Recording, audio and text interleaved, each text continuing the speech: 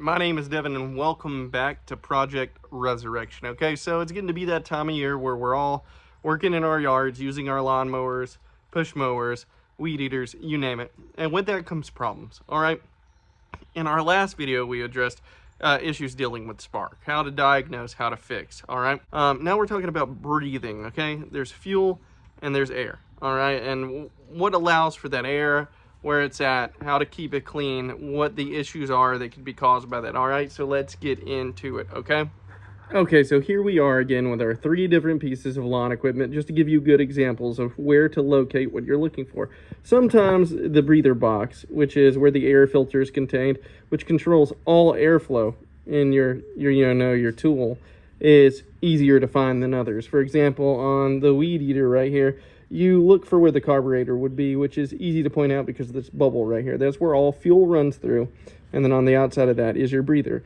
Now, if you take a look at this backpack blower, it's a little bit harder to identify, but you can somewhat surmise that your carburetor is around this area because of your choke knob, okay? And then you know that, close into association with that is going to be your breather, and that will be right here under this cover with 2 screws. And then if you look over here at this Troy built motor, you'll see where the choke control knobs, the throttle knob, and all that is, which indicates you where the carburetor is. And just on top of that right here is where your breather would be. This is how I got this motor, but know that this is where you would find it. That should give you a pretty good example of where to locate this breather for you.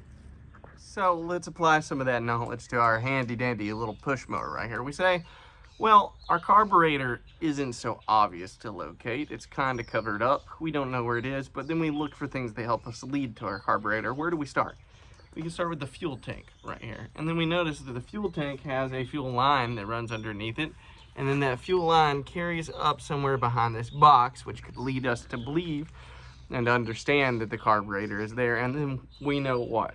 That next to the carburetor is going to be our breather. So if that is correct, then when we pop this box open, there should be our air filter, all right, which is very important and is going to control airflow for the most case and stop debris from getting into our carburetor, which could cause it to clog and cause fuel related issues. All right, we'll talk about what will happen if you're getting too much air or not enough air, and the problems therein that could cause for your small motor, okay? So air filter. If we notice that it's clogged, all right, first thing we want to do, we want to clean this guy out, obviously. And there's only really 3 ways to do it. You get a brand new one, buy it from the store, or you do it the broke way and you either beat it up against something hard enough to get the dust to knock out, or you can take your air compressor and blow the dust out of it itself. Now, why is this important? Because if this gets super clogged, it can, restrict airflow, which means you'll have more fuel than air, which causes your engine to run rich. If your engine runs rich, it's going to cause several problems, from idling issues to losing strength to carbon buildup inside cylinders and on the spark plugs, which will cause fouling, like we talked about in the previous video, okay?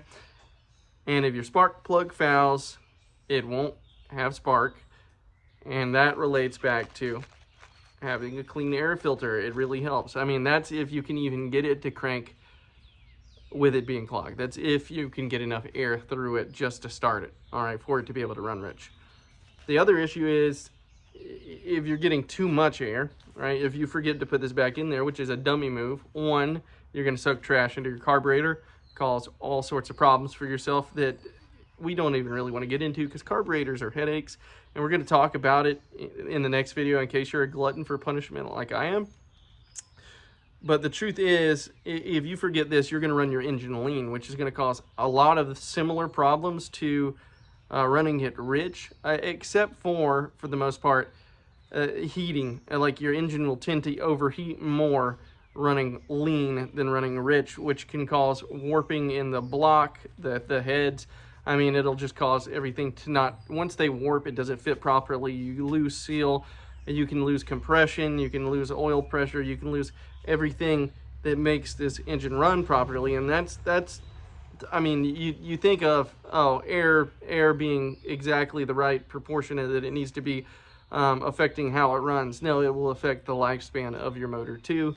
So stay on top of this bad boy. Honestly, that's pretty much all there is for breathing to understand. As long as you're protecting this, you're protecting a lot more of your engine and its overall performance.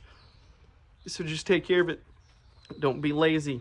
This laziness can cost you, having to buy something completely new, spending that $100 again. It's just not worth it. All right, y'all have a good day. If this helped you out, leave a like on the video, leave a comment, leave questions about anything you really need to know, because these are just the basics. All right, super basic stuff. See you guys in the next video. All right, y'all have a good day.